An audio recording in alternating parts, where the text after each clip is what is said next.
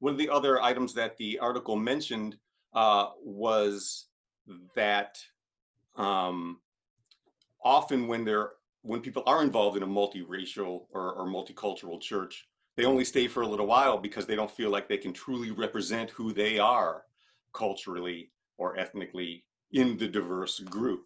So I find all of it fascinating, and certainly, we've talked many times about how to create a more multi-ethnic, multicultural church, and especially back when we still had a building to gather in, and we had a large number of people who associated with us who were Hispanic but didn't necessarily come to service. We talked often about how to do some sort of at least bilingual multicultural service, but it's hard to find people, participants, and it's just difficult. So what have y'all's been experiences been with any sort of multiracial, multi-ethnic church? Have you attended any at all, or is there any experience with them, with anything? Helen, and then Nancy. Thank you. When I was in Indianapolis, we had a Korean church that met there. They had dancers. It started way back in the, it must have been in the 80s. And then when I came down here, Susan tried to get another one started, but it didn't go through.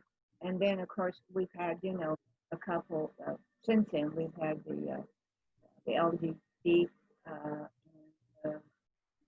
but we've had places where we've had Black members come, especially if they're from the north, came down to visit. Some of them were not members. So I've had some contact. Cool. Thank you. Nancy?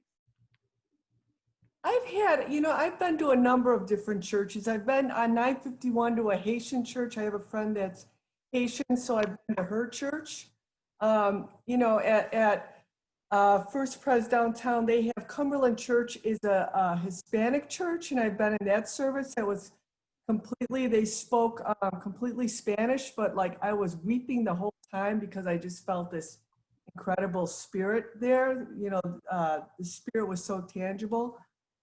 Also attended Trinity UCC downtown Chicago, and it was so incredible. We walked in, and my daughter and I were the only white people there. The previous week, I had some youth serving in their Freedom School.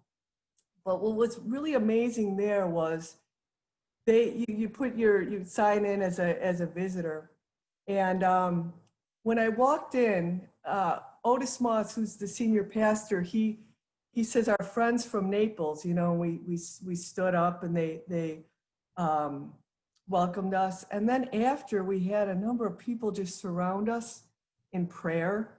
It was so moving, it was so beautiful. So those were my experiences. Yeah, that's awesome. Very warm. Yeah, I've always found people very welcoming. Of course, most of my experiences in other churches have been as a musician too. So, you come in as a musician, and it's sort of you're a musician. It's it's not like you're white or black. You're a musician, so you come in the back with everybody else, and it's a little bit different, I think. Charlotte, go ahead. Well, we have been in several churches that have had Black members, but not to the point that I would say it's multiracial, because there have been like one or two couples that would be members of the church. When we were in Chicago, we went to a startup church that the disciples sponsored, and there were some multiracial in that. And I think that more inner city churches tend to be multiracial just because of the neighborhood. When we first moved here, we were looking for disciple churches, and we went to one that it wasn't really out in the country, but it was north of where we live, and very small Black church that was a disciple church. And they welcomed us so much. It was just so nice to worship with them. And for as I look back on it, it wasn't what I would consider to be the typical Black worship, Black church style of worship. It was more toned down than what I've known up north at the churches where Black members are. So that's our experience, I think. Well, and then the opposite experience is when we were in North Carolina, because we went to a disciples church there. And then I went to a conference, men's group thing, across the state. And there were some people there from the town, Greensboro, that were in a Black church. And I says, oh, really? I said, where's your church at? And they gave me the address. And then I went back and I asked some of the people in the church that we attended, well, would you ever do anything with the church, disciples church over on blank address? And they said, what church? So they, in effect, in the same town, had no contact whatsoever between the predominantly Black church and the absolute white church in the same town. Wow. None whatsoever. Didn't know about it. Didn't even know about it. Wow. Who we either didn't know or weren't willing to admit. Now the minister knew. No, I she thought didn't know. did. The Okay. minister there was a white woman, and she had been there for a couple, 3 years, I believe, something like that. She knew nothing about it. Interesting. Which Well, is, I will say this about the disciples, that it is actually a very diverse denomination. And yeah. Florida in particular is very diverse because we have Anglo, Haitian, and Hispanic churches. And it's one of the things that I love about it. And in fact, we're in touch with each other very, very regularly. Excuse me. I'm on 3 different boards for the region, and they're all multi-ethnic, multicultural. And in fact, 2 of them are led by, female Hispanic moderators, and the other one is led by one of our Haitian pastors on the other coast. And Haitian church is really cool. At least Henry's church on the other coast is awesome. They've got a dance troupe, so they do a lot of worship through dance, and it's just magnificent. So, I've always sort of been fascinated by cultures anyway. I love visiting different places and meeting new people and hanging out at little places and learning about things. So, and eating. Communion is just a phenomenal way to share your culture with each other, So I wish that worship experiences maybe reflected the real world a little bit more. But as the article pointed out, and as Charlotte intimated, a lot of the real diverse churches happen more in cities, and especially in inner cities, because that's the makeup of their neighborhood, right? And churches do tend to reflect the makeup of their neighborhood.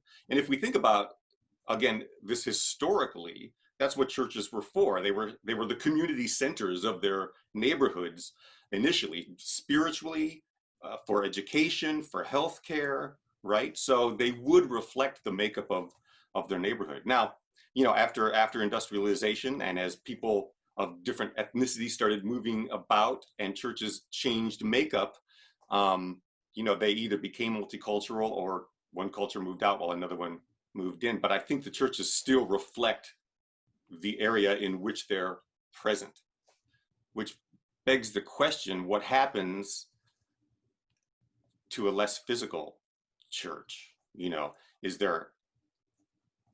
Is it easier or more difficult maybe to do a multicultural thing online? Not quite sure how you would do that. You still have the same sort of language issues, but Charlotte. I dominate, but I think that the article pointed out how this one church was successful, and it talks about the fact that they over time added culturally diverse art and music to the worship service, as well as racially diverse toys. So this didn't just happen. They worked at it, and they reached out to the neighborhood, to the culture within the neighborhood, by making their church more like the makeup of the neighborhood. They didn't just stay a white church. Right. That's right. That's right. It was very smart. Go ahead, Helen. You know, I was just thinking as we were talking, also, we're finding now that the churches, the old churches down in the uh, downtown area, that these ethnic groups do come in and they take these, they don't take them over, but rather than to have the church go under, they start their own worship service. So in a way, it's twofold. These beautiful churches, and I don't know how many I've heard about, but so they are taking over, but it's the church is being used, and it's being used for their type of culture and the church work. So they're not just being left abandoned. Yeah, that's good. And also, the idea of having more than one church worship in a space has caught on a lot more over the years too. Even, I don't know if you remember, Helen, but back like 100,000 years ago when we were on Mandarin Avenue, which seems like a whole nother dimension from now. Just as before we left, we were also renting the space to a Hispanic church. And I ran sound for that church. Every Sunday night they had worship services, and it was awesome. It was an awesome service. It was a medium-sized Hispanic church with a pastor who also played guitar and sang great, and his son played and sang, and they just did beautiful, beautiful soul-filling music. And he was a really good preacher too. That was a really good. That was neat. I loved sharing that space with them. They were nice folks. Barbara, please. Yeah. Well, this article gave me a chance to kind of reflect back over my own church history, and I'm probably not unlike a lot of people, but my background, I was raised in a Presbyterian church in the suburbs of Pittsburgh, and there wasn't one Black person or family in that church, and I wouldn't have known the difference growing up. I wouldn't have noticed that. It just was what my church experience was. And then my church experience as an adult, we actually moved a little bit further. This was before Hugh. We moved a little further out into the suburbs and joined a Presbyterian church there, and there were no Black families there. And then I joined Hugh's church in Cincinnati, and there were no Black families there at all. And when we got married and moved to Philadelphia, one of our goals was to find a church that was multicultural in Philadelphia, and thought that would be an easy task because we wanted a multicultural, that was the one thing, and we wanted a church that respected and taught the laity and used the laity in their governance and in their worship services, because we were used to that at Hugh's church. And to make a long story, well, too much longer, we never really found that. And anyway, now we're in Cape May, and we're in a small tourist beach town that is affluent at one end, and then we have a lot of poor people at the other end. And we do have at least one Black church in town. And our church that we belong to had one older Black gentleman who I just loved. He just passed recently, and I don't know, I wish I had asked him why he belonged there, you know, what brought him in. And we had an older Black woman who is no longer there too. And then we have two young men from Madagascar who were introduced to this country because their parents, that's a long story, but they play in the band, so they come. But other than that, we're really lily white. And we've talked in some of our meetings about wanting to reach out, wanting to do some adult education or whatever you want to call it with the Black church, but it hasn't materialized. And the other thing that I wanted to say, because it was a big aha for me, it was a big like consciousness raising thing. Looking at this article and, you know, people attempting to become multicultural and how it didn't always work because there was just such a difference in people's history and background and expression. it reminded me of the Plessy versus Ferguson, separate but equal. And for the first time in my life, I had like this aha, like, oh, I never understood the Plessy versus Ferguson. I just thought, you know, I would just be critical of it because of now, this many years later, looking back, you know that how bad it was, how terrible it was, how awful it was. But it hit me that that's kind of my sense of what we've done in the church. We've, you know, we're more comfortable with our ways of worshiping and our music and whatever, so that we've kept them separate. I'm not condoning that. I just saying that was an aha moment for me. Yeah, very well said. Absolutely.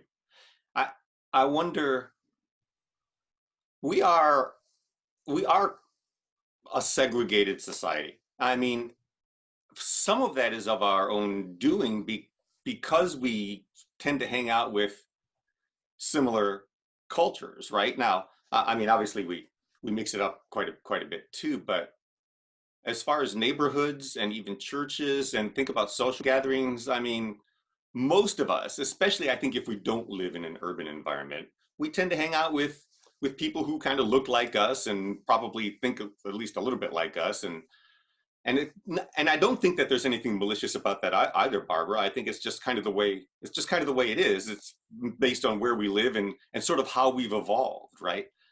But I am hopeful that now that we've been talking about these things for the past couple of 100 years, and now that we're talking about them even more with respect to every aspect of society being sort of stratified, I'm hoping that we'll start to find more clever ways to include different people in the mix. And well, I'm not quite sure. I don't want this to come out the wrong way, but I have found, for example, Hispanic societies, because I'm very involved in the Latin community, just the unbelievably most welcoming, in my opinion, often more welcoming than Anglo strangers. And I just, for example, when I first moved to this town 30 years ago, I went to hear this little jazz group that was playing downtown, and the drummer was a Costa Rican guy, and I was just sitting and listening, and it was a really good group. And so I sat and we talked to each other on one of the breaks, and you know, they found out I was a keyboard player, so I sat in and played a little bit, and Corky and I just immediately hit it off. Just like immediately. We were best friends for life after just playing a few songs together.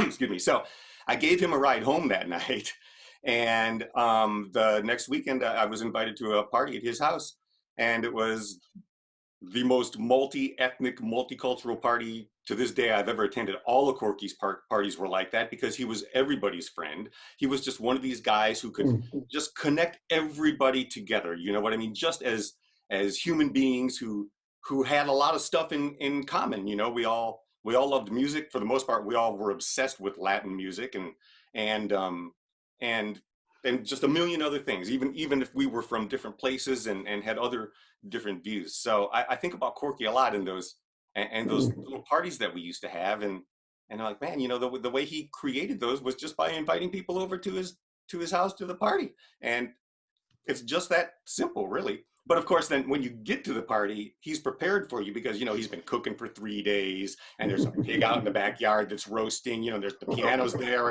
and all the music instruments are set up, and you know, so he's ready to make everybody feel comfortable as well. There's something there for everybody. You know, look, different little seating areas.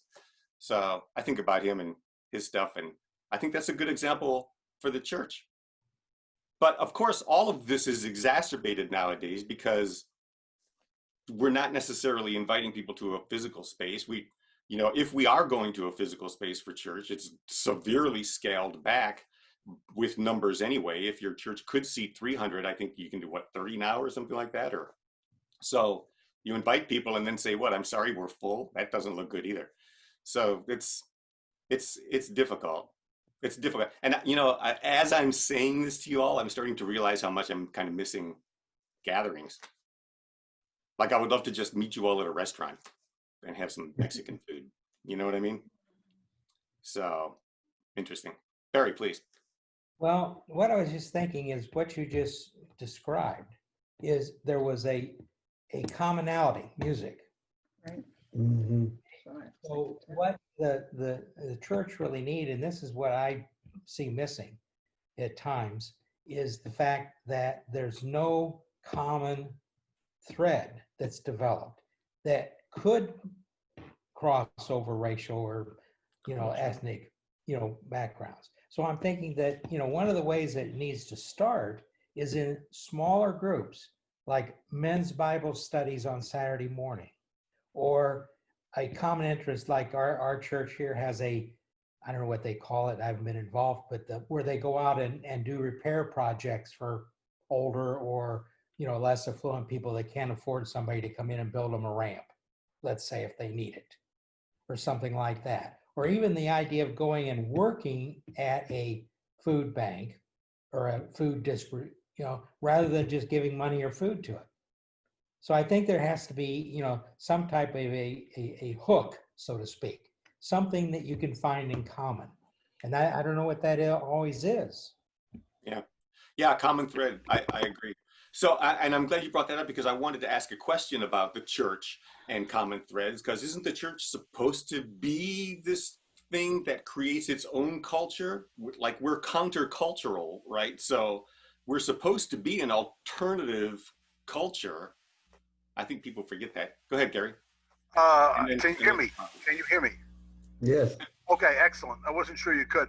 I can actually remember going, I guess probably 5 or 6 years ago, to the Church of Christ right here in Naples, and that church was they have elders. Those are the people in that type of church that run it according to biblical standards, apparently. And one of the elders was black and actually from Ghana. Ben, his name was. I don't remember his last name. And actually, Megan used to go with me, so she'd probably remember better than I because she's younger and has a more lucid memory. But the church was probably, I would say, 20% black and another 20% Hispanic and about 60% old white people. And actually, it was very multicultural. As a matter of fact, we were up in St. Augustine to acquire books, which we used to sell in those days. And we went to a small Church of Christ in St. Augustine, tiny, tiny church. And church, we were the only white folks in the church. So when I heard that from, I believe, one of you who was talking about going to church in Chicago with the only white folks, but it was exactly the same service, the same hymns, everything was exactly the same, and they were falling all over us. They were thrilled we were there. Talk about which is what I suppose Christians are supposed to do. They're supposed to love one another. I know that church, the Church of Christ, they were politically very conservative. I had to keep my mouth closed most of the time. But they were very welcoming. They made a point of greeting every new person who walked in. Even after the opening prayer, they would go out and shake hands to every new person in the church. They were almost like Baptists going after new members. So it was a very, very interesting experience. And that was my first experience with a church in Naples. Wow, that's great. That sounds like a good experience. I'm glad. I honestly, go ahead, Barbara, go ahead.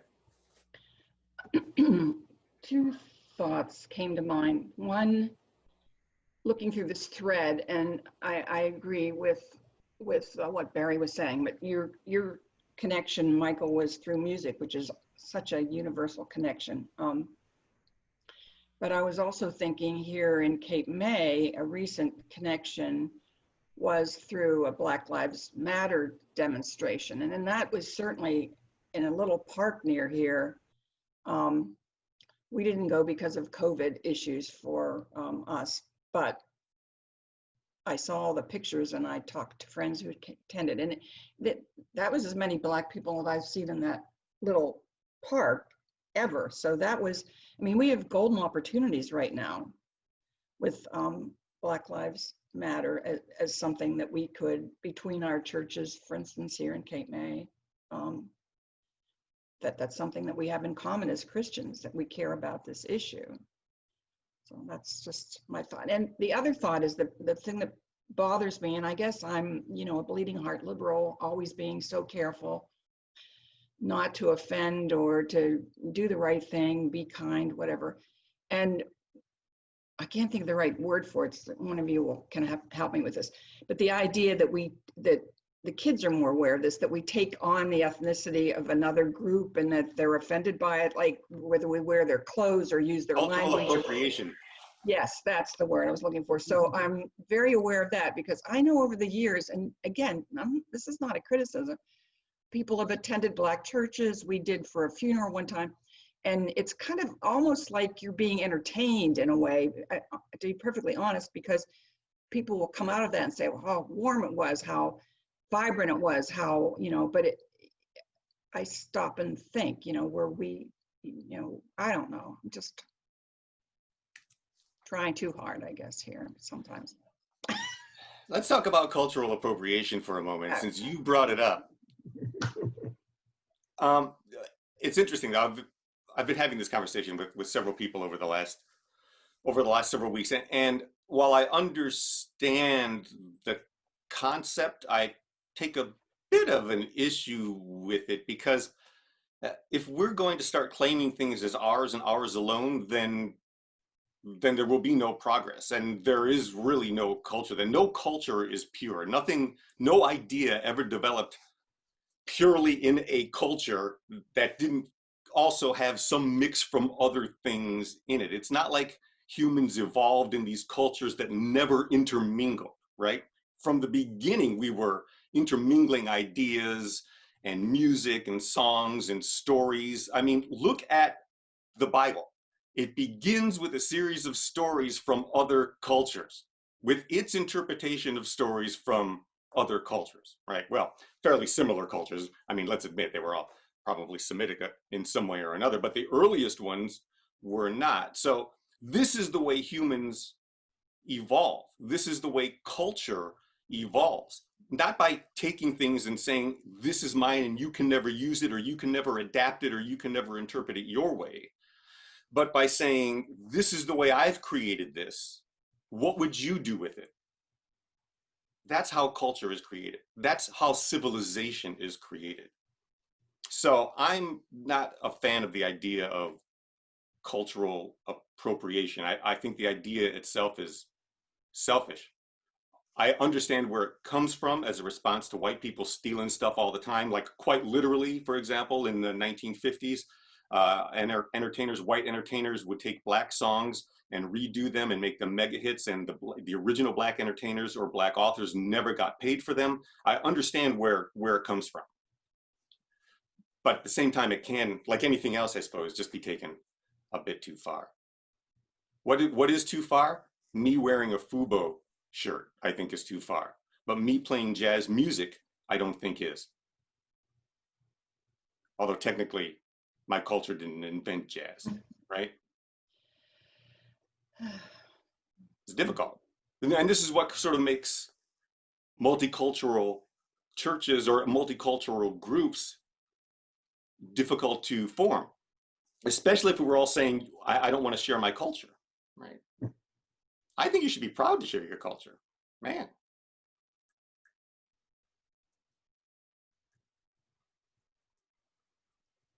So the church, is supposed to create this sort of commonality of culture that transcends our human sense of ethnicity and culture as well. In fact, I think it's fairly clear that Jesus really wanted to create a countercultural movement, like really similar to the hippie movement in the 60s, quite frankly, which is why Jesus Christ Superstar works so magnificently well. But I think he really wanted to create this countercultural movement where people who were every culture, every ethnicity that was being oppressed by the Roman Empire would come together as people of the way, as followers of Jesus, and that he would eventually reach such a major capacity of people that it would just naturally overturn the way things were going. I think, I don't want to put words in Jesus's mouth, but based on what I've read, it sure seems like he figured that if he just kept at it and could get his disciples to get the momentum going, that eventually there would just be more of them than people who worked for the empire. And they would start taking over positions of power, and they would start coming into places of politics, and then they would be able to infuse all cultures with just the culture of God, which is one of universal, unconditional sharing, respect, but sharing especially, of all sorts. But that didn't happen, did it? Because followers of Jesus did come into positions of power and into the government, but then they just became as bad as the people they replaced. I still think that's a good cultural norm, though, especially in this day and age. Social justice, that was Jesus's sort of cultural norm, and it can still be ours. As Barbara intimated, we can all get behind movements like Black Lives Matter. Whew, difficult, eh? Has anybody ever lived in a big city, a multi-ethnic, multicultural place, or even a small place that was multi-ethnic, multicultural? Nancy? I didn't live in a big city. I lived in the peripheral, but my fiance lived in Chicago. We actually went to Moody Church. That's where we were married. Oh, wow. Yeah, it was very diverse. That's awesome. Yeah. That's one of the things that's always attractive. We grew up not far from Chicago, you know, and I grew up not far from Chicago, and same thing. Charlotte. Barry and I were in Chicago for a short period. Well, we started our life together in a suburb of Chicago, but then after I retired, we moved back to Chicago to be near the grandkids. And our son-in-law taught at Taft High School, which was the northwest side of Chicago. So they had to live in the city limits. So we lived close to them. And it was a Polish neighborhood, not, you know, racial like you would think of as Black or Hispanic. But the buses that we rode were all in Polish. There were a lot of Polish restaurants, daycares with Polish signs. And so it was a very different experience when we take the grandkids to the park or something, because there were a lot of parents there who were speaking in Polish to the kids. Yeah, this is a good point, especially back then. I mean, when I was a kid too, on the south, the whole south side was Polish, and everything was in Polish, and everybody was Polish. And the town was sort of divided into Polish neighborhoods, Italian neighborhoods, you know, Jewish neighborhoods, much like New York, right? And this is part of the beauty of these cities, is that they have these very specific cultural units within them, which we want. We don't want everything to look the same. We don't want everything to be the same. You know, I mean, one day I want chicken soup with matzo balls, and the next day I want lasagna, and the next day I want pierogies. You know what I mean? I want to live in a place where I can go and get out here. It's food again. There you go. It's always food with me. Sorry, but you know what I'm saying? So part of the discussion is not about how we whitewash everything at all, which I think is really what cultural appropriation is about. It's just about whitewashing it. But it's more about how we can, all of us, no matter what sort of ethnicity we are, can respect and really love each other's different ethnicities and cultural values, because they're so awesome. Every one of them is just so amazing and incredible. The art, the literature, the science, the history. I mean, it's just fascinating. And one of the most fun I've ever had is just wandering around cities like this and ending up in these cultural neighborhoods at a little place where the entire menu is in Chinese, and you just have to say, bring me something. And it's usually going to be stomach, by the way. So I learned. But you know, you can really then just sit down and talk to people, and it encourages an understanding, I think, of diversity, and maybe gives us a little bit more of a capacity for it, without what I think is still right now a need to sort of homogenize everything around a shared cultural value, which frankly I think is impossible, because we're all different cultures. So if that's the case, what kind of shared value then can we come around as people? And I'm not talking about just as a church or even as a city or as a nation, but I'm really thinking globally, big picture. Is there something that we can come around to say, this will be our, not our culture, but our raison d'etre? Gary.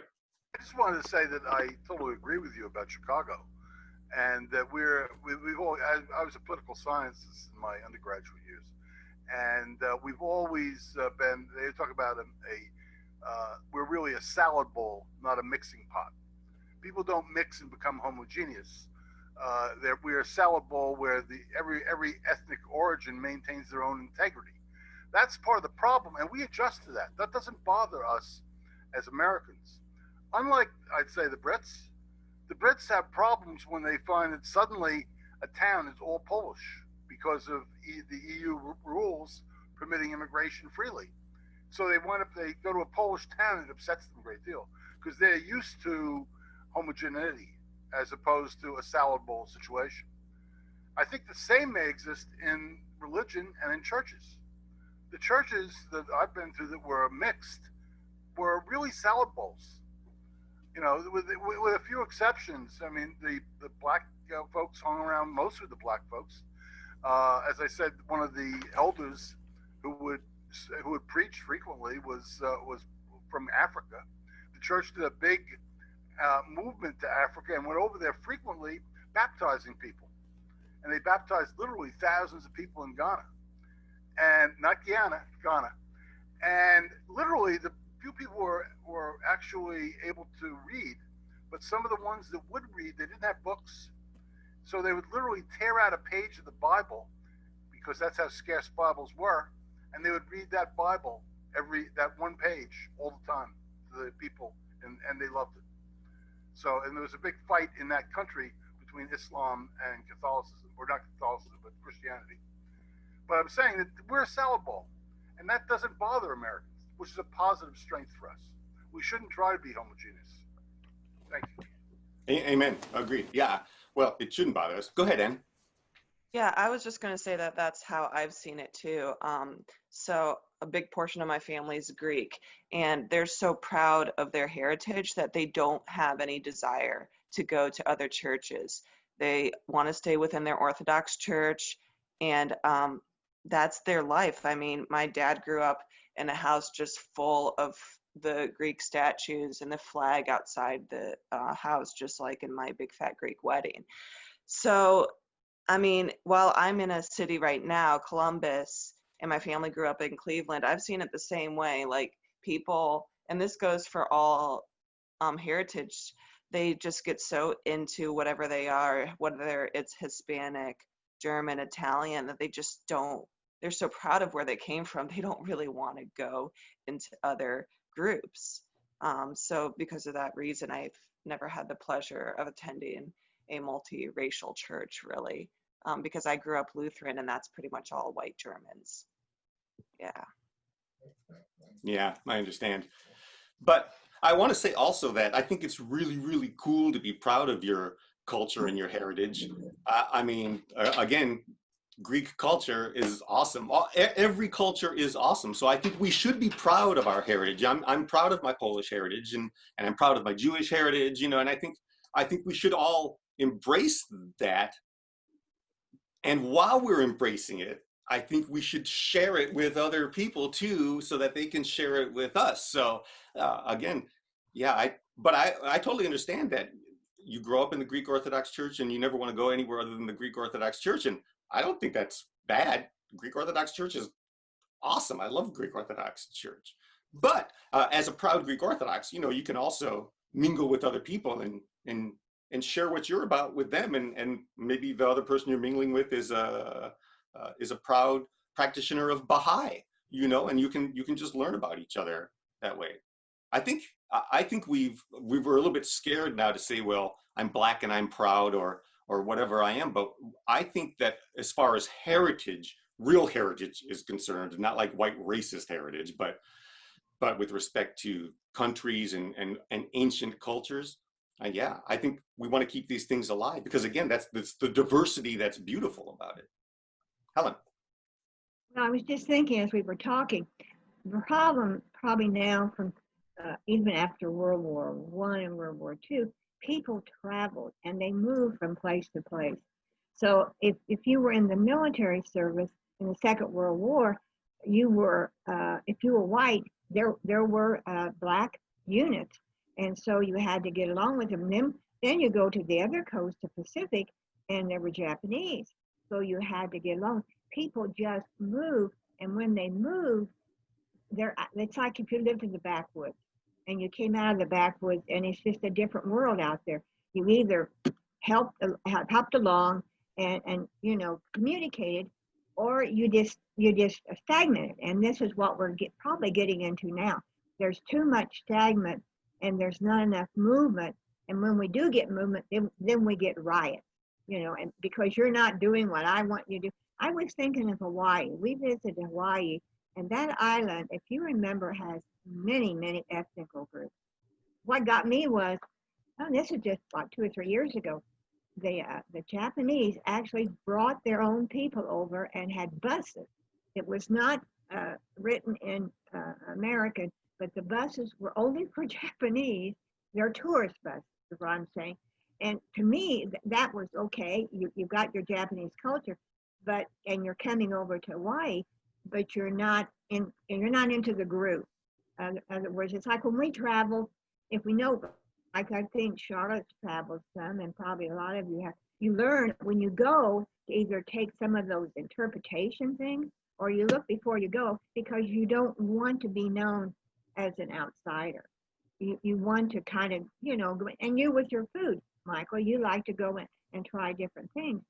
But I guess until we learn, and isn't that what the universal church will end up being, is everybody is for everybody, not just, and that's what Jesus taught us to be.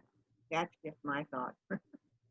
That's beautiful, Helen. I love that thought. I love the idea of a universal church where everybody can be who they are, and you're not told that it's bad or good. It's just it is. You can just be who you are. And I'm particularly glad you brought it up, because I want to end today with the passage from Galatians chapter 3. There is no longer Jew or Greek. There is no longer slave or free. There is no longer male and female, for all of you are one in Christ Jesus. In many of his letters, Paul took pains to highlight the unity of believers who are bound together in one body by one Spirit, possessing the same hope, following one master, sharing one faith, one baptism, one God who's creator of all. The love of God in Christ has power to unite us, whatever our distinctive traits and cultures. When Paul wrote this letter to the church in Galatia, he was probably stating the ideal. Human nature being what it is, no congregation in his day, or in ours for that matter, likely was or is always consistent in demonstrating and living out this ideal. But Paul's words point us in the direction of God's calling. So what do you think is the nature of our essential unity in Christ? And how is that expressed through the church or one another? Is there some essential nature, essential unity in Christ that we can say works multiculturally and multi-ethnically? I think it's music. Maybe Music. food. Yeah, right. Neither one of those really need an interpreter. Yeah. Right? That's interesting thought, Anne, because true, if you're listening to music, well, first of all, if it's instrumental, it doesn't matter. But even, like, I listen to music in other languages all the time. I have no idea what they are talking about, but it often really moves me deeply anyway. Now, this could be a ridiculous thing because maybe they're singing about grocery shopping, I don't know. But there's something about the music anyway that still moves me. For me, actually, I know what it is. There are certain movements in melody and chord changes that get me every time. It could be a freaking toilet paper commercial and it would probably have me weeping. So yeah, music I think is very powerful, true. And food, again, Helen? Don't forget to unmute, babe. The word love. I mean, and whether it's agape love or the other kind of love, it's still love. That's what makes the world go around. But you want to get off, and then the trouble is, then you have these other things that involve. But music, love, food, you know, being being being understanding. Sometimes we forget there are another side of the story, and we end up, well, if they don't believe like us, then they're wrong.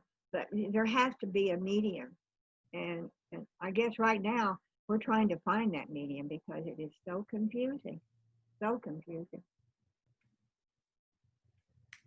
Is there anything in Christianity that's unifying cross-culturally?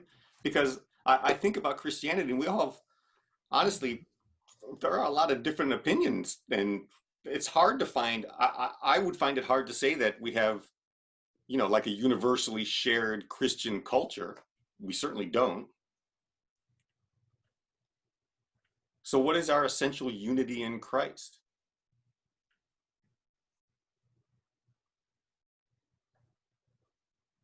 Nancy? Keeps coming to me is like social justice, like just you know, I think about water, how water and I think about love in terms of water.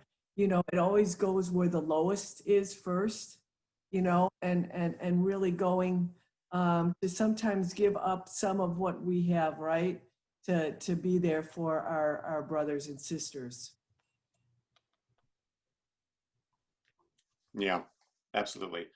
I think what you said really dovetails nicely with what Helen said about love as well. I mean, Jesus is a social disruptor because of because of the intense unconditional love of God that is just effortlessly pouring from him, you know? So I do think this loose word that we throw around called love, I mean, I think it is something that we really have to sort of internalize from the universe somehow so that it can help us effortlessly pour out understanding. I think that is probably a love that moves us towards social justice. I think that is what we should be unified around as Christians. Everything else is commentary, in my opinion, you know? But his essence, his essence of pure, unadulterated God love, pushing him to destroy the unjust systems of human beings,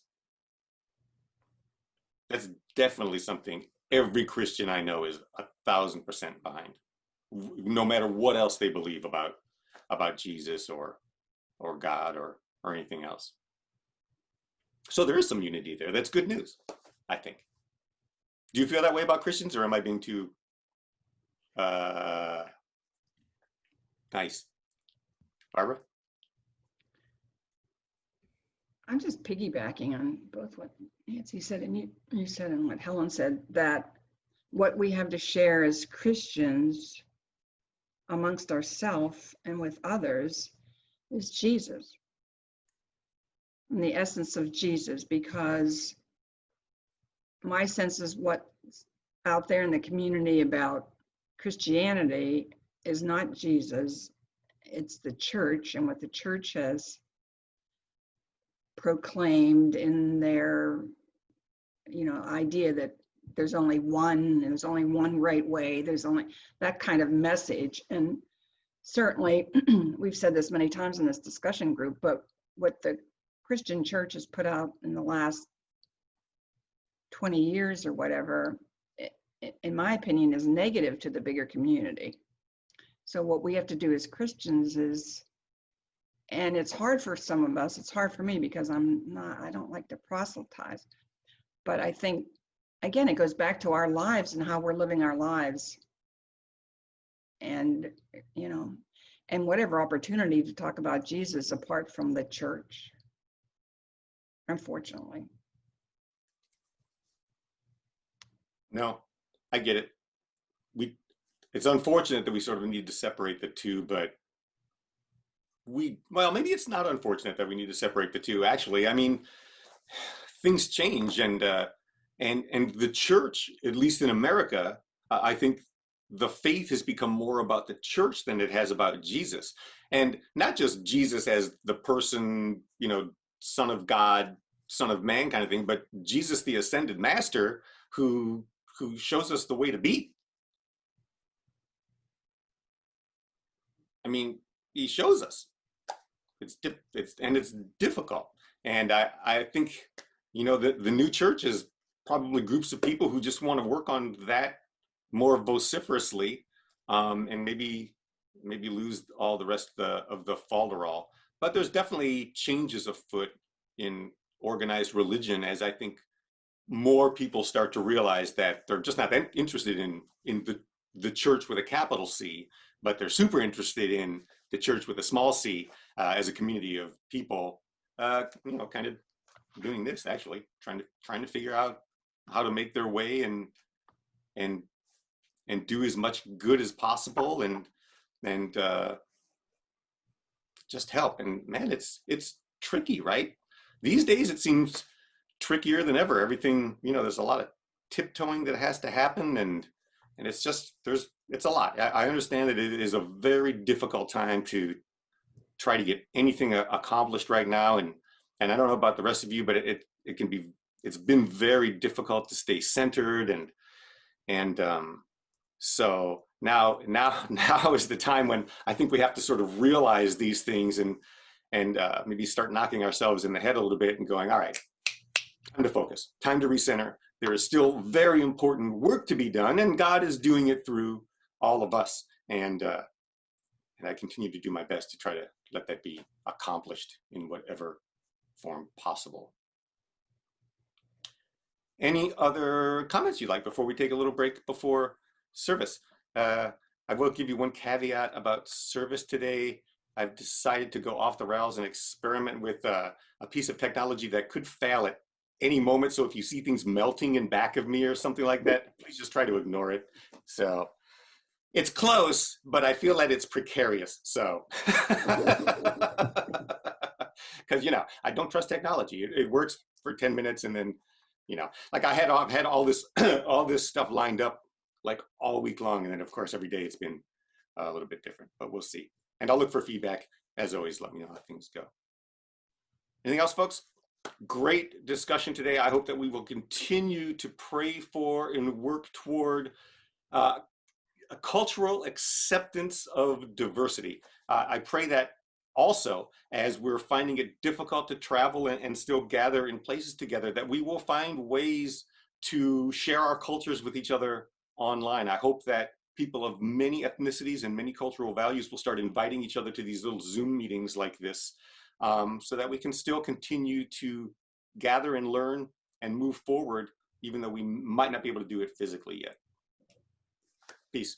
See you in 15 minutes.